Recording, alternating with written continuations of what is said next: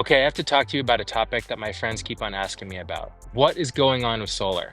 Congress just passed a bill that ends the solar tax credit. And you're probably thinking, if you want solar, what does that mean for me? Since 2006, there's been a federal tax credit for installing solar that covers up to 30% of the total cost of the install. That's thousands of dollars of savings, and all that's going to end for residential solar at the end of 2025. That means you won't be able to write that off as a tax credit anymore. Okay, let's clear things up. The residential solar tax credit, it's not getting phased out. It's simply going away at the end of the year. That means if your solar installation wasn't installed and running by the end of the year, you likely no longer qualify for the residential solar tax credit. Boo! Are you saying boo or boo-earns? But that's not the end of solar, and I have three options for you. Option one, there's a loophole. There's a secret way that you can still take advantage of the tax credit, and that is by using financing. When you finance, that means that someone else owns the system. And if a commercial business owns that system, then they could take advantage of the special solar commercial tax credit that doesn't end until 2027.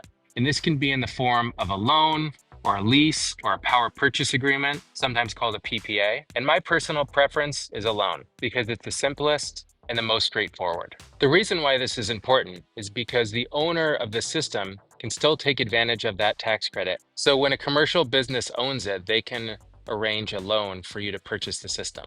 The trick is they need to own it for 5 years before they can sell it to you. And the great thing with financing is there's no upfront cost. You'll probably have a monthly or annual payment, and then at the end of 5 years, you'll own the system. All of this is a loophole that helps you use the tax credit indirectly as a residential homeowner. But one red flag about financing: watch out for those loan sharks. Third-party financiers can hide things in the fine print, and that can make the whole arrangement a terrible deal for you.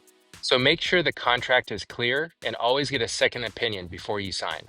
Okay, option two, run, don't walk. If you're 100% sure that you want to get solar, talk to an installer right now and get a quote as soon as you can. There might be time to do it before the end of the year.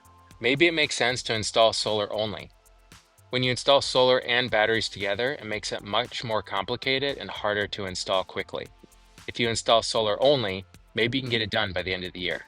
But move fast. I've talked to some local installers and they're getting booked up through the end of the year. So the worst case scenario is that you have it installed, permitted, and turned on by the end of the year. That might be hard to do. Just don't wait too long. Call your local solar installers today.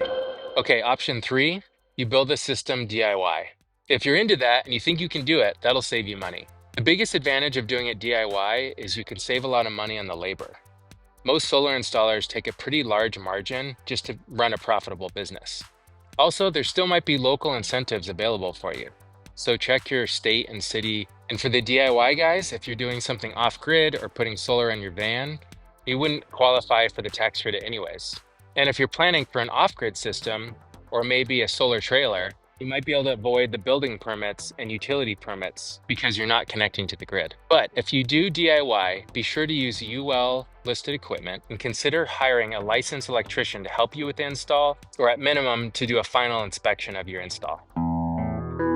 Okay, bottom line, the solar tax credit's going away for residential systems. But there's still some options for you. The financing is a really important deal. That gets us all the way to 2027, where you can still use the solar tax credit. And if that doesn't work, move fast and install solar right away. And if all else fails, do it DIY. All right, well, hopefully this was helpful for you in your solar journey. Let me know what you guys are doing in the comments below. And don't forget to like and subscribe. Stay